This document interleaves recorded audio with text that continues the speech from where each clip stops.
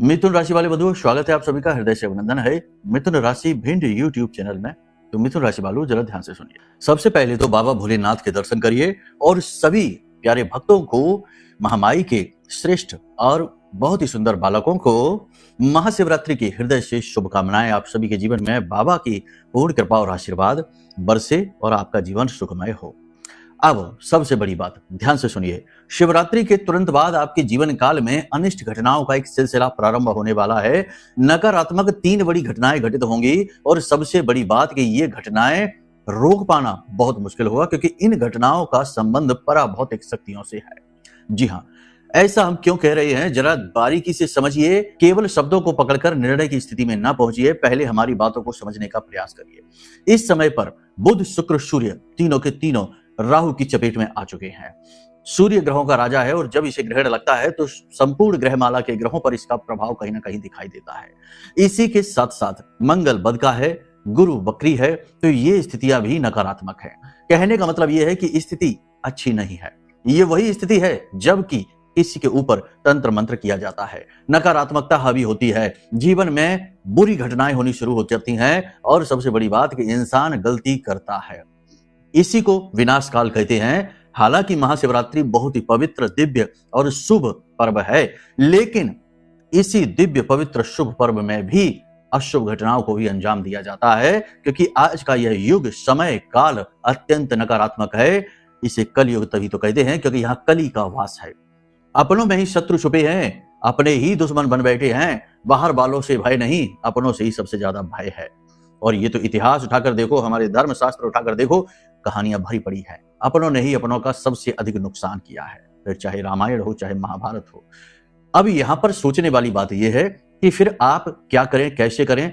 सारी बातें आपको हम विस्तार से समझाने जा रहे हैं। बिल्कुल घबराने की आवश्यकता नहीं है।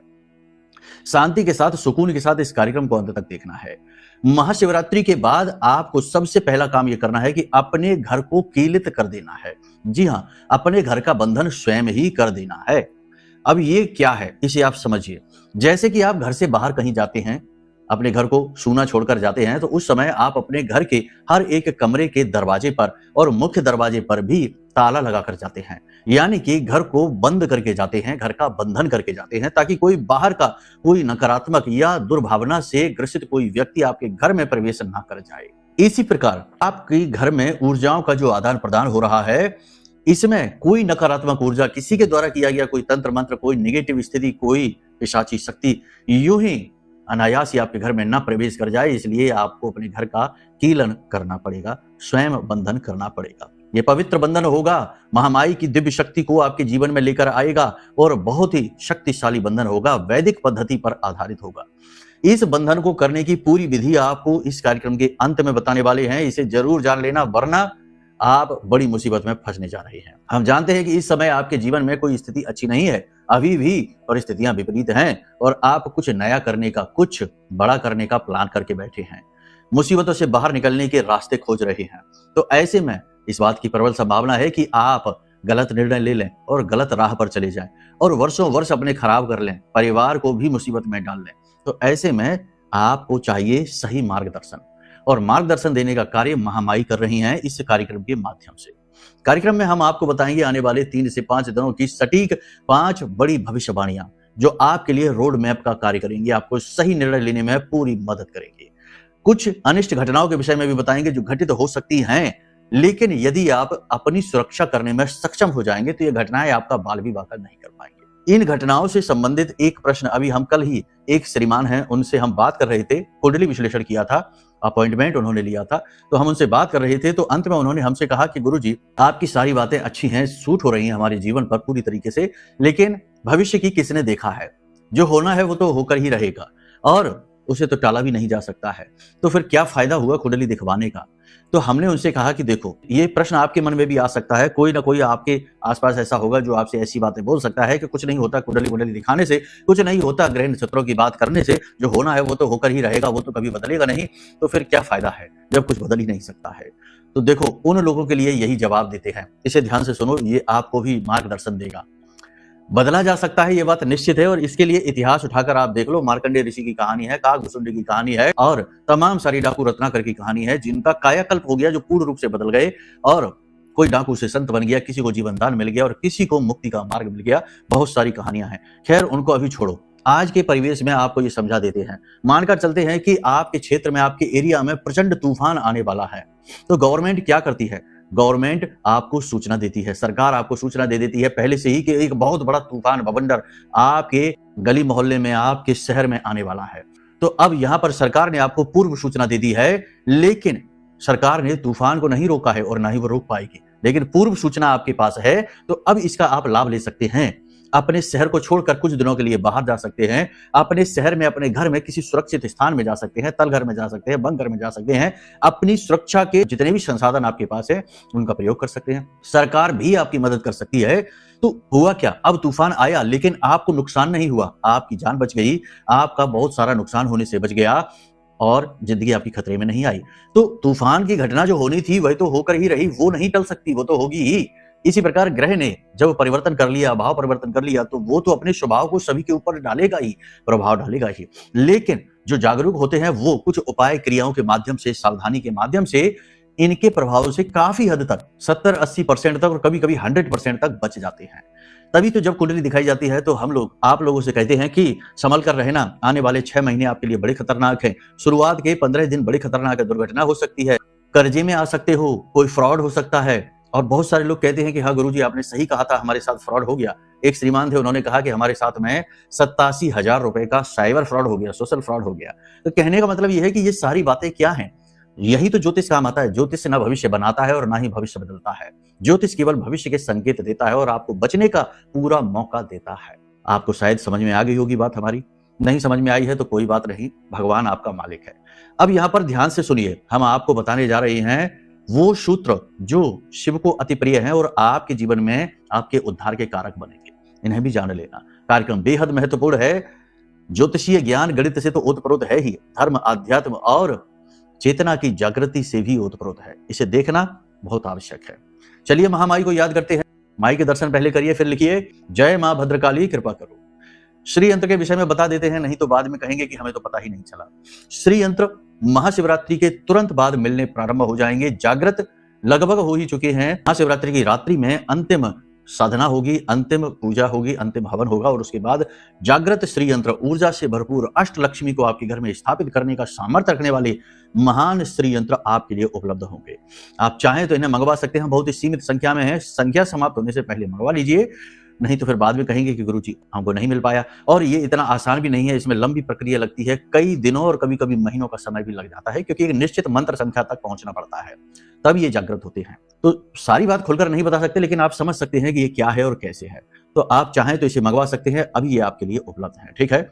अधिक जानकारी के लिए वीडियो में नंबर है, जो धाम के नंबर है हमने जारी कर रखी है, इन पर फोन करिए, आपको सब कुछ बता दिया जाएगा। लेकिन समय रहेगा फोन करने का 10 बजे से लेके और शाम के 4 बजे के बीच। अब आधी रात को फोन न लगाना, नहीं तो कहेंगे गुरुजी फोन ही नहीं उठाते हैं।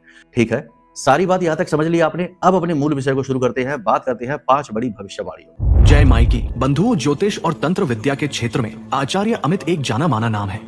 पूज्य गुरुदेव के साधनाओं और ज्योतिष विद्या के अनुभव बेहद दिव्य है। जी हाँ, पूज्य गुरुदेव ने जिसकी भी कुंडली का विश्लेषण किया और कुंडली के अनुसार उसे सटीक उपाय व महामाई माँ बगलामुखी की विशेष कृपा दी, उसके जीवन में सकारात्मक बदलाव तो आया ही है। फिर चाहे समस्या कितनी ही कठिन क्यों न हो, समाधान तो अवश्य हुआ है। अब ऐसे में यदि आप भी अपने जीवन की किसी बड़ी समस्या से जूझ रहे हैं, जैसे कि कर्जा बढ़ता ही जा रहा है, काम धंधा और व्यापार सब रुक चुका है, रिश्ते नातों में तनाव हद से ज्यादा बढ़ गया है, पूरा जीवन ही नकारात्मकताओं से भर गया है, तो ऐसे में यही सही समय है जब आप श्रेष्ठ गुरु से मार्गदर्शन प्राप्त करें और जीवन के अंधकार को समाप्त कर दिव्य प्रकाश की ओर कदम बढ़ाएं। वीडियो में दिए गए नंबरों पर तुरंत संपर्क करिए और अपनी कुंडली का विश्लेषण व समाधान पूज्य गुरुदेव के द्वारा करवा लीजिए। देर ना करें, आपके देवी देवताओं के आशीर्वाद से ये मौका खुद चलकर आपके पास आया है, इसे गंवाना नहीं है। अभी फोन करें और गुरुदेव से मार्गदर्शन प्राप्त करें। महामाई आपका कल्याण करें। धन्यवाद। देखो, सबसे पहली बात कि महाशिवरात्रि के तुरंत बाद आपको क्या करना है। पहले तो महाशिवरात्रि के तुरंत बाद आपको अपने घर का कीलन करना है, ये याद रखिए। भविष्यवाणियों की बात करें तो आप कुछ नया, कुछ बड़ा प्रयोग करना चाहते हैं अपने जीवन में, व्यापार में बदलाव करना चाहते हैं। कुछ लोग हैं जो नौकरी कर रहे हैं, नौकरी में ही बड़ा परिवर्तन करने के बारे में सोच रही हैं, तो इस समय और काल पर ठहर जाइए। ये समय आपको सपोर्ट नहीं कर रहा है।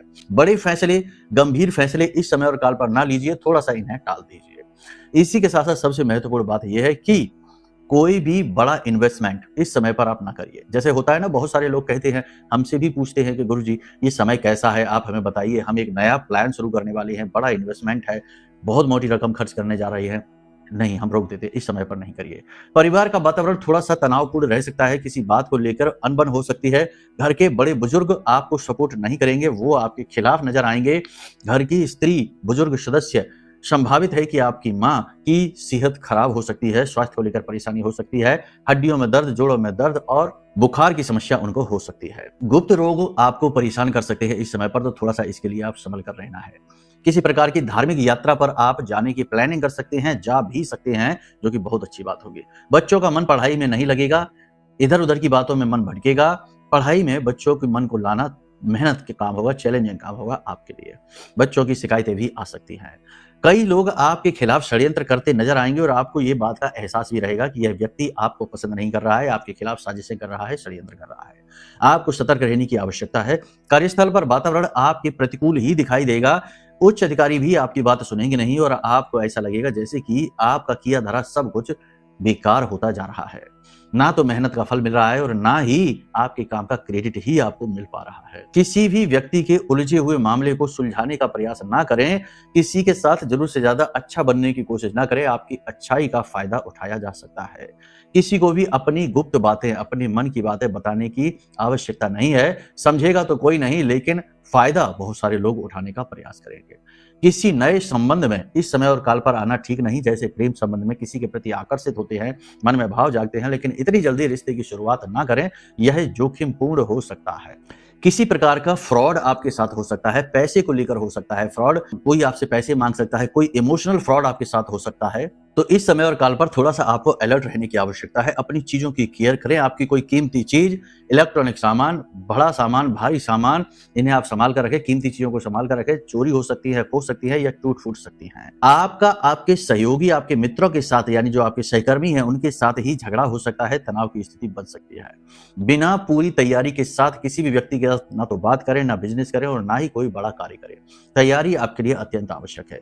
बिना सोचे समझे किसी से कोई भी बात ना कहें, वरना लोग अर्थ का अनर्थ करेंगे और आपके ऊपर लांछन लगेंगे। मन में आपके प्रेम भाव काम वासना के रूप में जागेगा और आप गलत प्रेम संबंधों में फंस सकते हैं। प्रेमी जीवन की बात करें तो प्रेमी जीवन में वैसे तो सब कुछ ना सामान्य सा रहेगा, लेकिन कहीं ना कहीं थोड़ा बहुत तनाव भी स्पष्ट तौर पर दिखाई देगा। प्रेम तत्व की कमी रहेगी। हो सकता है कि पार्टनर के जीवन में किसी प्रकार का कोई क्लेश चल रहा है, कोई तनाव चल रहा है और आप उसे समझ ना पाए और इस वजह से बात बिगड़ भी सकती है। जीवन साथी की बात करें तो दाम्पत्य जीवन में प्रेम तत्व तो रहेगा, सब कुछ रहेगा, लेकिन कहीं ना कहीं जीवन की व्यस्तता की वजह से आप इस भाव को महसूस नहीं कर पाएंगे। यानी कि दाम्पत्य सुख की देखा जाए तो कहीं ना कहीं कमी ही दिखाई देगी। आपको ऐसा लगेगा जैसे कि आपको दरिद्रता घेर रही है। पैसा आपके हाथों से फिसलता चला जाएगा। आपके जीवन में नकारात्मकता बढ़ती चली जाएगी। लोग अनावश्यक रूप से आपसे बुराई मानेंगे और आपसे दूरी बनाने लगेंगे। आपके अपने भी आपको समझने की कोशिश नहीं करेंगे। आपकी बातों का, आपके बोलने के अंदाज का, आपकी चीजों का उल्टा सीधा मतलब निकालेंगे और व्यंग्य आपके ऊपर करेंगे। कहीं ना कोई व्यक्ति ऐसा है जो आपका बातों ही बातों में अपमान भी करने की कोशिश करेगा। अपमान हो भी सकता है।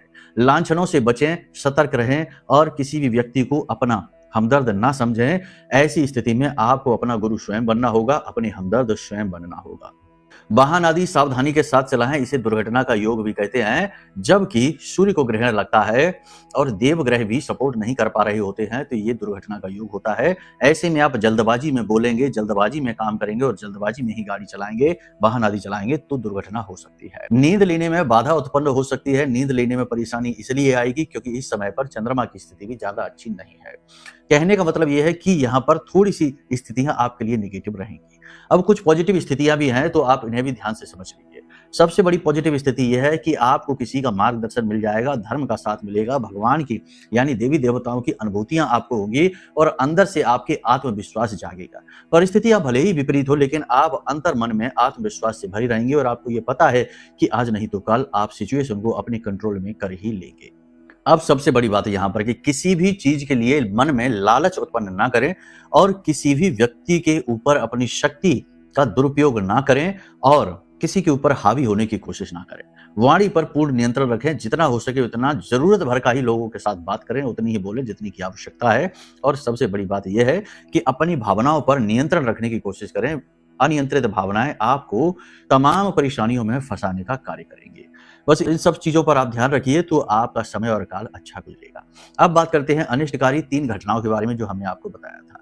यदि महाशिवरात्रि के तुरंत बाद कोई दुर्घटना हो जाती है, पैसे का लॉस हो जाता है, कोई महंगी चीज खो जाती है या फिर किसी बात को लेकर किसी के साथ झगड़ा हो जाता है, झड़प हो जाती है और आपका अपमान हो जाता है, तो समझ जाना कि ये समय है जब किसी ने आपके ऊपर किसी प्रकार का बंधन कर दिया है।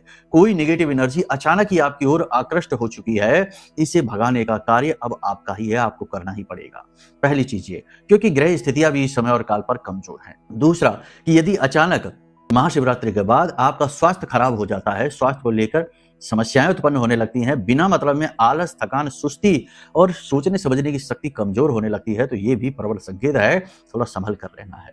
इसी के साथ साथ तीसरा कि जो आपका बहुत अच्छा प्रेमी है, जो आपका बहुत अच्छा रिश्ता है, उसमें भी बिना किसी बात के तनाव उत्पन्न हो जाए, बिना किसी बात के झगड़ा हो जाए, रिश्ता खराब होने लग जाए, तो ये भी संकेत है कि बंधन है, नजर लग चुकी है, तंत्र मंत्र हो चुका है। तो अब ऐसी स्थिति में आपको क्या करना है? 2-3 काम है जो आपको जरूर करने हैं। सबसे पहला काम यह है कि महाशिवरात्रि के तुरंत बाद 7 दिन तक लगातार अपने घर में धूनी जरूर दीजिए। धूनी क्या होती है? रात्रि और दिन जब समाप्त हो रहे होते, मिल रहे होते हैं, यानी कि शाम के समय गोधूली अवस्था में, उस समय पर आपको एक पात्र लेना है, उसमें गाय के गोबर का उपला रखना है, गाय का जो उपला होता है वो रखना है, थोड़ा सा गाय का घी डालना है, उपले को आपको गर्म कर देना है, जब वह जल जाए, लाल हो जाए, उसके ऊपर थोड़ा सा घी डालना है, लोबान डालना है, गुग्गल डालना है और पीली सरसों थोड़ी सी डालनी है, थोड़ा सा भीमसेनी कपूर रखना है। सब कुछ थोड़ा थोड़ा आप रखिए और उसके बाद उसमें लौंग का 1 जोड़ा और काली मिर्च के 4 दाने, इतना करके आप उसे जला दीजिए और उसका धुआं अपने पूरे घर में फैलने दीजिए, जगह जगह लेकर उसे जाइए। इससे आपके घर का शुद्धिकरण होगा, नेगेटिविटी कोई आई होगी समाप्त हो जाएगी। इसी के साथ साथ सबसे महत्वपूर्ण बात कि अपने स्नान किए जाने वाले जल में ये 3 चीजें जरूर डालिए। थोड़ा सा नमक, समुद्री नमक जो होता है, जो हम खाने में प्रयोग करते हैं, उसे कहते हैं। थोड़ा सा नमक, चुटकी भर, थोड़ी सी पिसी हुई हल्दी और थोड़ी सी तुलसी मैया के जड़ की मिट्टी। दिन का समय का ख्याल रखना, ठीक है? रात्रि के समय नहीं करना ये, बाकी और दिन भी हैं, उनका ख्याल रखना।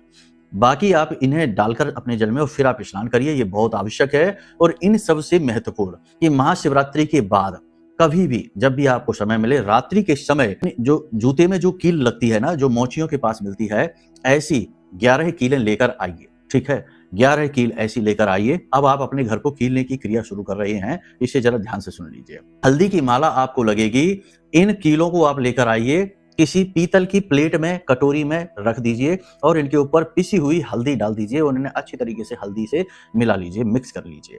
अब आपको माँ बगलामुखी जो हमारी आराध्य देवी हैं, इनकी फोटो तस्वीर के सामने इन कीलों को आपको रख देना है। पीतल की कीलें मिल जाए तो और भी अच्छी बात है, वरना लोहे की कील चलेंगी। आपको रख देना है और वहीं पर आपको बैठकर माई का यह मंत्र, हल्दी की माला से 3 माला जाप करनी है। मंत्र आपको मोबाइल की स्क्रीन पर दिखाई दे रहा है, 36 अक्षरी मंत्र है, इसे बोला नहीं जाता है, इसे केवल आप देख लीजिए और उसके बाद आप इस क्रिया को करिए। आपने दीक्षा ली है, नहीं ली है, कोई समस्या नहीं, ये एक प्रयोग है, ये कोई साधना नहीं है, ठीक है? और गुरु की आप टेंशन ना लो, हम आपको यह मंत्र दे रहे हैं तो गुरु शिष्य परंपरा से ही जा रहा है, कोई टेंशन की बात नहीं। इस मंत्र का आप जाप करिए, उसके बाद आपको 7 बार कवच पाठ करना है महामाई का। महामाई का दिव्य कवच यदि आपके पास नहीं है तो आप ये जो नंबर है इन पर आप व्हाट्सएप करना, फोन करना, आपके मोबाइल नंबर पर पीडीएफ के रूप में हम वो कवच भेज देंगे।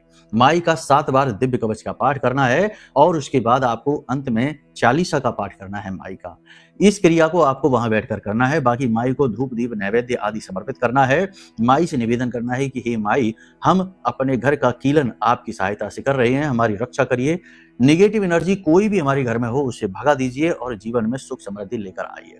इस प्रकार माई से निवेदन करना है। उसके बाद वहां से उठ जाना है। याद रखना कि माई की पूजा में गाय के घी का दीपक जलता है। वहां से उठ जाना है और कीलों को वही रखी छोड़ देना है, दीपक जलते छोड़ देना है। अब अगले दिन सुबह सूर्योदय से पहले आपको जागना है, स्नान आदि करके माई के सामने जाना है, फिर से निवेदन करना है, फिर से दीपक जलाना है, धोकर दीपक जलाना और उसके बाद फिर से माई के सामने 1 बार कवच पाठ करना है, 1 माला इसी मंत्र का जाप करना है और इस जो कीलें आपने रखी हैं उन्हें आपको माई से अनुमति लेकर उठा लेना है। अब इन कीलों को आपको अपने घर के चारों कोनों में, बिल्कुल कोने में ले जाकर कहीं भी ठोक देना है। दीवार में ऊंचाई पर ठोकना और याद रखना कि जहां आपने ठोकी है वहां से दिखाई न दे ये किसी को। ठीक है। और इन कीलों का प्रयोग किसी भी कार्य में नहीं करना, जैसे कि किसी ने टांग दी और उसमें कुछ रखने लगे, कुछ पॉलीथीन टांग दी, कोई थैली टांग दी, नहीं, बिल्कुल पूरा जमीन में दबाने तक ठोक देना है। 2-2 करके ठोकेंगे, ठीक है। चारों कोनों में ठोक देनी है। 2 कीलें अपने घर के मुख्य दरवाजे पर ठोकनी है। 10 कीलें हो गई। अब एक कील जो बची है उसे वापस ले जाकर माई के चरणों में रख देनी है, उनकी फोटो के पास, हमेशा के लिए रखी रहने देनी है। जब तक ये कील माई के चरणों के पास रखी रहेगी, आपके घर का कीलन रहेगा, कोई आपका बाल भी बांका नहीं कर पाएगा, ना ही जानबूझकर कोई आपके ऊपर कोई तंत्र कर पाएगा और ना ही स्वतः आपके जीवन में कोई नेगेटिव एनर्जी आकर्षित होगी, ठीक है। इस क्रिया को आप जरूर कर लेना, ये आपके लिए अत्यंत आवश्यक क्रिया है इस समय और काल पर। अब जो बातें हमने आपको बताई हैं वो गोचर के आधार पर है, लेकिन यदि जन्म पत्री में कोई बड़ा दोष बना हुआ है तो ये गोचर के आधार पर बताई गई बातें ज्यादा प्रभावित करेंगी नहीं आपको कुंडली का आकलन कराना ही पड़ेगा। जब आप कुंडली का आकलन कराएंगे तो आपको आपके उन प्रश्नों के जवाब मिलेंगे जो अब तक कोई आपको दे नहीं पाया है, और समाधान भी मिलेंगे 100% गारंटी के साथ, ठीक है। इसी के साथ साथ महामाई की पूर्ण सुरक्षा, स्वयं के शरीर की सुरक्षा, अपने घर की सुरक्षा प्राप्त करने के लिए महामाई का यह दिव्य महारक्षा कवच है जो हमने आपके लिए अभिमंत्रित किया है। माई के सबसे शक्तिशाली मंत्र से जागृत है, अभिमंत्रित है। इस दिव्य कवच को भी आप मंगवा सकते हैं। यह आपके लिए किसी संजीवनी बूटी से कम नहीं रहेगा। इसे मंगा लीजिए, आपका उद्धार हो जाएगा। तो चलिए बंधुओं, वाणी को हम अब यहीं विराम देते हैं। यदि मन में कोई प्रश्न उठे, जैसे कुंडली आकलन कराना है या महारक्षा कवच मंगाना है या श्री यंत्र के बारे में जानना है, कुछ भी जानना है, तो वीडियो में नंबर है, फोन कर लेना, सब कुछ आपको बता देंगे, ठीक है। प्रेम से बोलिए जय माई की, जय मां बगलामुखी। हमारे प्रिय और परम पूज्य आचार्य जी ने अपनी साधनाओं के अनुभवों पर आधारित शक्तिशाली उपाय और क्रियाओं के माध्यम से हजारों लोगों के जीवन को पूरी तरह से बदला है। आचार्य जी के द्वारा बताया गया हर एक उपाय इतना सटीक और कारगर होता है कि जो भी इसे पूरे भाव के साथ कर लेता है उसे साक्षात महामाई की कृपा और आशीर्वाद प्राप्त हो जाती है। इसलिए निसंकोच इन उपायों को पूरे भाव के साथ करिए, आपका कल्याण होगा। जय माई की।